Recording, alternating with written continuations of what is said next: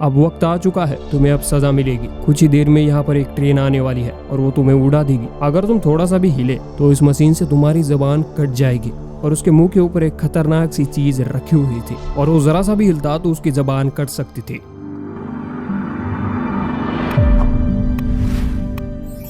Movie की शुरुआत में हम देखते हैं कि एक जगह पर मेला लगा हुआ था और बहुत सारे लोग वहां पर आए हुए थे और वहां पर एक चोर एक लड़की का पर्स चुरा कर भाग रहा था और एक पुलिस ऑफिसर ये सब देख लेता है और उसे रोकने के लिए खुद उसके पीछे भागने लगता है। लेकिन वो चोर एक रेलवे लाइन के बेसमेंट में जाकर छुप जाता है और ये पुलिस ऑफिसर उसे ढूंढने के लिए उसके पीछे पीछे जाता है। उसे वो ढूंढ ही रहा था। तभी उस पुलिस ऑफिसर के पीछे से एक मास्क वाला आदमी उस पुलिस ऑफिसर को एक कपड़ा उसके मुंह पे डालकर उसे किडनैप कर लेता है। जब उस पुलिस ऑफिसर को होश आता है तो अपने आप को एक रेलवे लाइन के बीच में पाता है जहाँ से रेलवेज गुजरती है और उसे एक स्टूल पर खड़ा किया गया था और उसके मुंह के ऊपर एक खतरनाक सी चीज रखी हुई थी और वो जरा सा भी हिलता तो उसकी जबान कट सकती थी। और वो इस सोच में था कि कैसे मैं अपने आप की जान बचा सकता हूँ। तभी उसके सामने एक टीवी होता है और उस टीवी पर एक वीडियो प्ले हो रही थी और उस वीडियो में वही अजीब सा मास्क वाला आदमी था और वो मास्क वाला आदमी कहता है कि तुम बहुत बुरे आदमी हो और तुमने 2 लोगों के खिलाफ कोर्ट में झूठी गवाही दी थी। अब वक्त आ चुका है, तुम्हें अब सजा मिलेगी। कुछ ही देर में यहाँ पर एक ट्रेन आने वाली है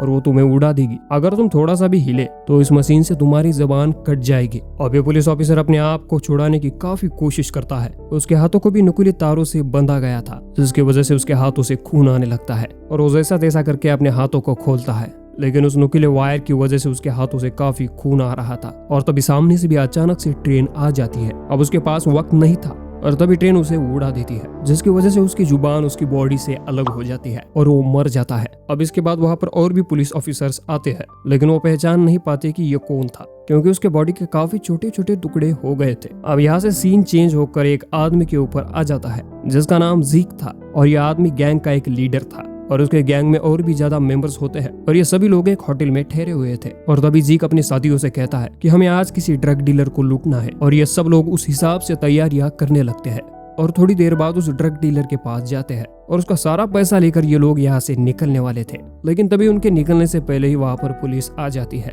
और उनको पकड़ कर अपने साथ लेकर जाती है। अब हमें सबसे बड़ा राज यहाँ पर पता चलता है कि ये जो जीक था जो कि उस गैंग के साथ उस आदमी को लूटने गया था वो खुद एक पुलिस डिटेक्टिव था और ये सब करना उसका मिशन था और एक लोकल पुलिस ऑफिसर से बात कर रहा था। डिटेक्टिव जीक कहता है कि मैं लोकल पुलिस ऑफिसर से बात नहीं करता और पता नहीं वो कैसे केस को हैंडल करते हैं। और इस लड़के का नाम एंजी होता है। एंजी उसे कहती है कि तुम्हें उनको बताकर जाना चाहिए था और तुम खुद उनके साथ चोरियां कर रहे हो। इस पर जीक कहता है कि कुछ साल पहले उसके साथी से एक गलती हो गई थी। जब उसने उन चोरों को पकड़वाया था तो उसे तुम जैसों ने काफी परेशान किया था। उसे मेडल भी मिला, उसका प्रमोशन भी हो गया, लेकिन कई सारे ऑफिसर्स उस पर जलने लगे। जिस पर एंजी उसे कहती है कि तुम्हें इस तरह से ऐसे काम करना ठीक नहीं है। मैं तुम्हारे साथ एक को डिटेक्टिव को दूंगी, वो तो नया है लेकिन तुम दोनों मिलकर ही काम करना। अब जीक इसी गुस्से से भरे माहौल से गुस्सा होकर अपने कैबिन में आकर बैठ जाता है लेकिन उसकी टेबल पर एक मरा हुआ चूहा पड़ा हुआ था। उसे काफी गुस्सा आता है और उसे पता चलता है कि यह सब उसके बाकी पुलिस ऑफिसर्स का काम है क्योंकि बाकी पुलिस ऑफिसर उससे काफी जलते थे। लेकिन तभी वहां पर नया डिटेक्टिव आ जाता है और उससे कहता है कि आप मुझको बहुत अच्छे लगते हो और मैं आपके फादर से भी बहुत इम्प्रेस हूँ और उन्होंने बहुत बड़े बड़े काम किए हैं, वो भी बहुत ईमानदारी से। मैं आपको अगर सच बताऊं तो मैंने भी ये प्रोफेशन आपके फादर को ही देखकर चुना है। मैं भी उनकी तरह ही काम करना चाहता हूँ और मुझे गर्व है कि मैं उनके बेटे के साथ काम करने वाला हूँ। और तभी वहाँ पर एंजी आ जाती है और उन दोनों से कहती है कि बहुत ज्यादा बातें मत करो, उधर रेलवे लाइन पर एक हादसा हुआ है और तुम दोनों का वहाँ पर जाना बहुत जरूरी है। और ये दोनों वहाँ जाने के लिए निकल पड़ते हैं और रास्ते में ये दोनों बातें करने लगते हैं। अब यह नया डिटेक्टिव जीक को बताता है कि मेरी एक वाइफ है और मैं उसको बहुत प्यार करता हूँ। इसके साथ एक मेरी छोटी बेटी भी है और मैं मेरी फैमिली से बहुत खुश भी हूँ। इस पर जीक कहता है कि हाँ चलो, ये तो सब बातें होती है, तुम अभी अभी नए हो और ये सब तुम्हें बहुत अच्छा लग रहा है, थोड़े साल वेट करो, देखना तुम्हारे लिए ये सब नॉर्मल हो जाएगा। अब असल में बात ये थी कि जीक के बीच और उसके वाइफ के बीच डिवोर्स हो चुका था और ये सब बातें उसको अच्छी नहीं लगती थी। अब ये लोग बातें करते करते उस जगह पर पहुंच जाते हैं जहाँ पर ये एक्सीडेंट हुआ था और ये दोनों वहाँ पर जाकर इन्वेस्टिगेशन करने लगते हैं। लेकिन इन दोनों को भी पता नहीं चल पाता कि असल में ये बॉडी किसकी है। और थोड़ी देर बाद ये दोनों अपने ऑफिस में आ जाते हैं और तभी जीक के लिए वहाँ पर एक पार्सल आता है और उसके अंदर एक यूएसबी पेन ड्राइव होता है। उस पर लिखा होता है कि देखो मेरे अंदर कुछ है। और जीक उसे अपने कंप्यूटर के पोर्ट में लगाता है और उसे ओपन करने के बाद उसमें से एक स्पाइरल की पिक्चर होती है और क्लिक करने के बाद एक ऑडियो प्ले होती है और उसमें बताया जाता है कि एक पुलिस ऑफिसर ने ये सब गलत किया और मैंने उसे उसके किए की सजा दी। और ये मत सोचना कि ये आखिरी पुलिस वाला था, बल्कि आगे और भी ज्यादा मरेंगे। तभी उसका साथी जीक से कहता है कि ये तो कोई अनजान इंसान लग रहा है, और जीक उस बिल्डिंग को पहचान लेता है जिस पर स्पाइरल बना हुआ था। जीक उसे कहता है कि हमें तुरंत वहां पर जाना होगा, और वो दोनों उस बिल्डिंग की ओर निकल जाते हैं। हाँ, अगर आप यहाँ तक वीडियो देख रहे हो तो प्लीज वीडियो को एक लाइक और कमेंट बॉक्स में एक कमेंट कर देना। और वहां पर जाने के बाद उन्हें और एक बॉक्स मिलता है। जब जीक उसे ओपन करता है तब उसके अंदर उस पुलिस ऑफिसर की कटी हुई जबान होती है और उसका बैज भी होता है। और ये देखने के बाद उनको पता चल जाता है कि ये डेड बॉडी किसी और की नहीं बल्कि उनके पुलिस ऑफिसर की है। और ये लोग समझ जाते हैं कि ये अनजान आदमी पुलिस वालों को मारना चाहता है। और ये यहाँ से जाकर अपनी सारी बात एंजी को बताते हैं। और एंजी कहती है कि ये तो बहुत बुरा हुआ और मैं खुद भी इस केस को देखूंगी। और जिक से कहती है कि मैं तुम्हें इस केस का लीडर बनाने वाली हूँ, क्योंकि तुम्हें पता है कि इन सब चीजों को कैसे संभालना है। और जिस पुलिस ऑफिसर की मौत हुई थी वो जिक का बहुत क्लोज फ्रेंड था, और इस बात से भी जिक काफी परेशान और उदास था। और जिक उस मरे हुए पुलिस ऑफिसर के घर जाता है, उसकी वाइफ को हौसला देते हुए संभालता है और उस ऑफिसर की बीवी से कुछ सवाल पूछने लगता है, मगर उसकी वाइफ उसके सवाल का जवाब नहीं दे पाती। जिस पर जिक कहता है कि आप मुझे उसकी कुछ जरूरी चीजें देंगे, जैसे कि उसका कुछ सामान और उसका लैपटॉप। वहाँ पर जिक की एक्स वाइफ भी आई हुई थी, लेकिन उसे वो बात नहीं करता और वो अपने घर आ जाता है। और उसके घर में उसके फादर पहले से उसका इंतजार कर रहे थे। और उसके फादर उसे पूछते हैं कि ये कैसा केस है, जरा मुझे भी एक्सप्लेन करके बताओ। लेकिन जिक उन्हें कुछ भी नहीं बताता, क्योंकि उसके और उसके फादर के बीच रिलेशन कुछ अच्छा नहीं था। जिक चाहता था कि उसके फादर उसे समझे, उसके साथ बातें करे, और उसके फादर ना ही उसे समझते थे और ना ही उसे टाइम देते थे। अब जिक को थोड़ी देर बाद याद आता है कि कुछ साल पहले उसने ऐसे ही एक केस को सॉल्व किया था, और उसके साथी यानी कि उसके दोस्त ने एक विटनेस को ये कह के मार दिया था कि उसने मुझ पर अटैक किया है। लेकिन जिक को ये सब कुछ पता था और जिक ने उसे पुलिस के हवाले कर दिया था। और ये सभी लोग इस केस को सॉल्व करने में लगे थे। अब हमें दो पुलिस ऑफिसर्स को दिखाई जाता है जो कि एक सीसीटीवी फुटेज देख रहे थे, उसी पुलिस ऑफिसर की जो कि उस चोर के पीछे जा रहा था। अब उनमें से एक पुलिस ऑफिसर उस ड्रग डीलर का पीछा कर रहा था, लेकिन यह बात जिक को भी पता नहीं थी। और ये ऑफिसर उसका पीछा करते करते एक काले अंधकार वाले बिल्डिंग में पहुंच जाता है, जहां पर पहुंचने के बाद उसे वो ड्रग डीलर तो दिखाई नहीं देता, मगर वहां पर एक चीज कवर्ड करके थी। जब वो उस चीज का कवर हटाता है तो वही मास्क होता है। मैं तो डर गई। ये वही मास्क था जिसने उस पुलिस ऑफिसर को मारा था। यह सब देखकर ये पुलिस ऑफिसर काफी डर जाता है और अपने साथियों से कॉल करने लगता है, लेकिन बदकिस्मती से कोई भी कॉल रिसीव नहीं कर रहा था। अब वो मास्क वाला आदमी उसे भी पकड़ लेता है और उसके मुंह पर कोई कवर चढ़ा देता है और उसे एक वाटर टब में डाल देता है। उसके हाथों की उंगलियों को भी उसने किसी चीज से बांधा हुआ था। अब यहाँ पर बात ये थी कि उसके मुंह पे लगा हुआ कवर और उसके उंगलियों पे लगी हुई मशीन आपस में कनेक्टेड थी, यानी कि दोनों में से कोई भी एक चीज को अगर वो हिलाता तो वो कट जाती। अगर ऐसा हुआ तो इसका खेल खत्म। फिर इसके सामने वही वीडियो प्ले होने लगती है जिसमें वो पिग मास्क वाला आदमी होता है। अब सीन चेंज होकर हमें जिक को दिखाई जाता है जो कि उसके नए साथी को डिटेक्टिव को कॉल पे बात कर रहा था। उसके बाद जिक अपने फादर के घर पर जाता है और वो देखता है कि उसके फादर घर पे नहीं है, और हमें फ्लैशबैक में दिखाई जाता है कि उसके फादर कहीं पर गए थे, शायद इसलिए वो घर पर नहीं थे। अब अगले दिन जिक को और एक पार्सल रिसीव होता है और फिर एक बार उसमें एक यूएसबी होती है। जब उसके अंदर का वीडियो प्ले करता है तो उसमें खिलौना दिखाई देता है और उसकी भी शक्ल पिग मास्क से मिल रही थी। अब जिक अपने पार्टनर के साथ उस वीडियो वाली गाड़ी की जगह पर जाता है।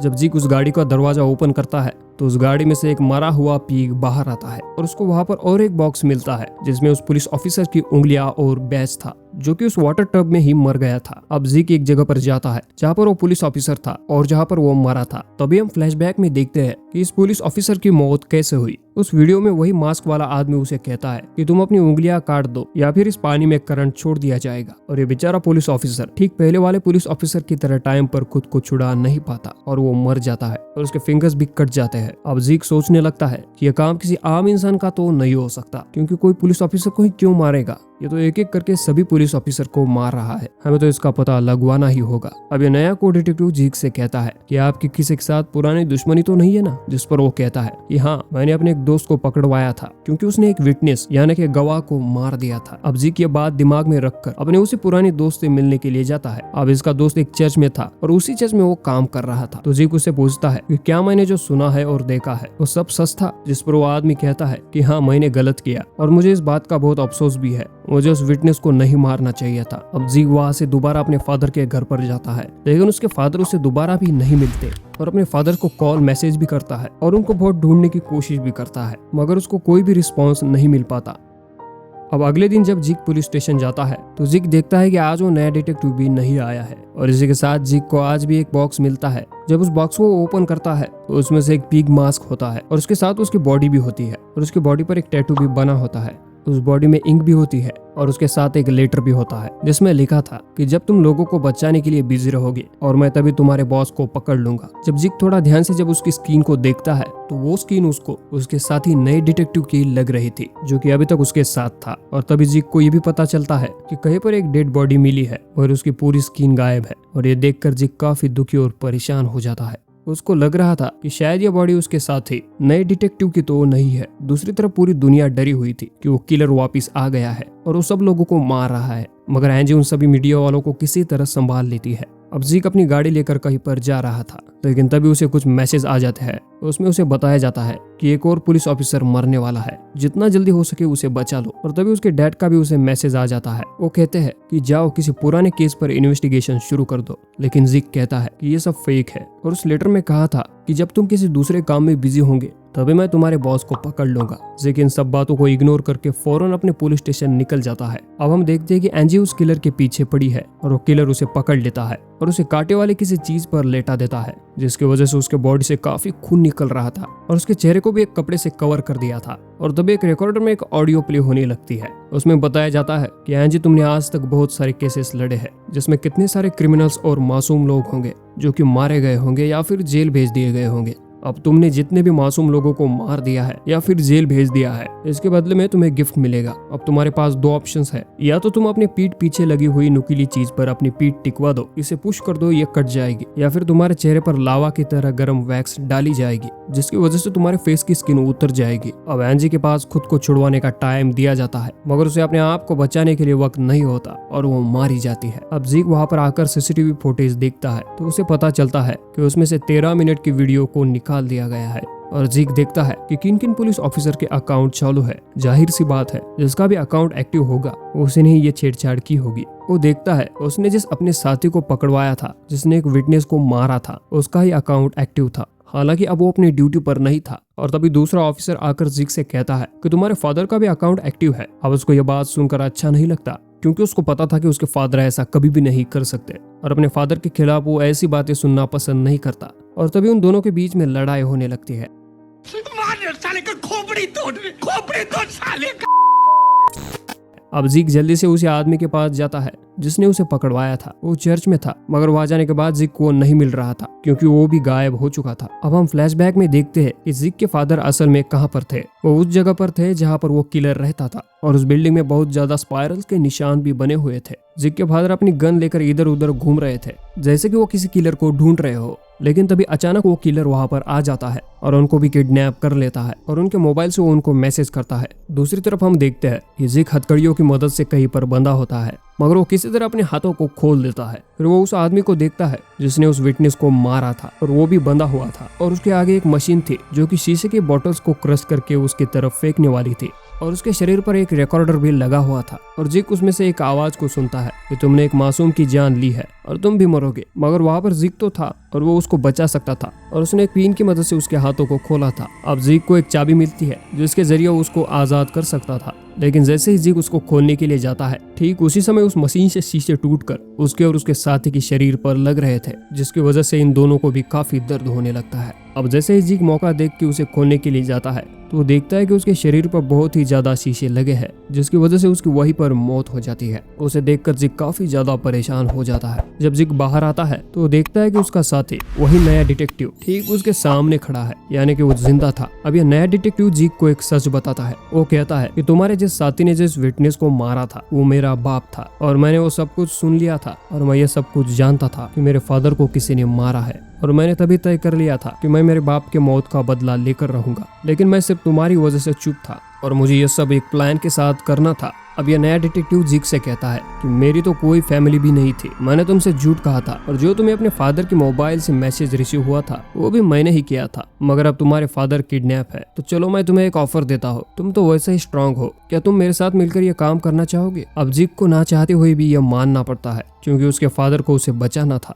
अब यह नया डिटेक्टिव पुलिस को कॉल करता है और खुद ही बंदूक के जरिए गोलियां शूट करने लगता है और उनसे कहता है कि यहाँ पर फायरिंग हो रही है अब इसके बाद ये डिटेक्टिव जीक को भी एक गन देता है जिसमें सिर्फ एक ही गोली थी और फिर उसे एक कमरे के अंदर लेकर जाता है जहाँ पर उसके फादर किडनैप थे और वो भी एक ट्रैप में लटके हुए थे। अब ये डिटेक्टिव जीक से कहता है कि अब तुम्हारे पास सिर्फ 2 मिनट्स है और इस गन में सिर्फ एक ही गोली है, या तो तुम अपने फादर को बचा सकते हो या फिर तुम मुझे मार सकते हो, लेकिन एक बात का ध्यान रखो, अगर तुमने तुम्हारे फादर को बचा लिया तो फिर भी मैं उन्हें मार दूंगा, और अगर तुमने मुझे मार दिया तो तुम्हारे फादर उस ट्रैप में ही वैसे ही मर जाएंगे क्योंकि तुम्हारे ही डैड ने वो आर्टिकल बनाया था जिसके जरिए मेरे फादर को मारा गया। अब जीक ज्यादा ना सोचते हुए उस ट्रैप के ऊपर शूट कर देता है जिसकी वजह से उसके फादर बच जाते हैं और उसके बाद जीक उस नए डिटेक्टिव के पीछे भागता है और उसे वो पकड़कर बहुत बुरी तरह मारने लगता है। अब उस किलर के कॉल की वजह से वहां पर पुलिस आ चुकी थी और जब उन्होंने फायरिंग की आवाज सुनी थी तो वो अंदर आ गए थे, लेकिन वो दरवाजा लॉक था और वो उस दरवाजे को किसी तरह काटने लगते हैं। अब उस दरवाजे के साथ एक वायर भी कनेक्ट थी जो कि जिक के फादर के ट्रैप के साथ भी कनेक्टेड थी, जिसकी वजह से वो वायर टूट जाती है और वो स्ट्रेच होने लगती है, जिसकी वजह से जिक के फादर दोबारा उस ट्रैप में लटकने लगते हैं और दोबारा हम दूसरी तरफ उस खिलौने को देखते हैं जिसके हाथ में एक गन होती है और वो भी हवा में लटकने लगता है। और ठीक इसी तरह जिक के डैड की भी कुछ हालत ऐसी ही थी, उनके हाथों में भी एक नकली गन आ जाती है और ये पुलिस के ऊपर पॉइंट करने लगता है। ये सब कुछ जानबूझकर नहीं कर रहे थे, ये गन देखकर पुलिस को लगता है कि ये हमारे ऊपर शूट करने वाला है और तभी वो पुलिस वाले उस पर शूट करने लगते हैं जिसकी वजह से उसके डैड की मौत हो जाती है। जिक को कुछ भी समझ में नहीं आता, वो चिल्ला चिल्ला कर रोने लगता है। तभी हम उस किलर यानी कि उस नए डिटेक्टिव को देखते हैं जो कि जिक के हाथों से बचकर निकला था और उसे किसी भी पुलिस वाले ने नहीं पकड़ा था क्योंकि उस पर किसी ने भी शक नहीं किया। वो एक लिफ्ट में चला जाता है और जिक को कहता है कि तुम अपना मुंह बंद ही रखना, और उस किलर को दिखाती हुई इस फिल्म की यहीं पर कहानी समाप्त हो जाती है। साथियों, कैसे लगी आपको ये मूवी कमेंट सेक्शन में जरूर बताना।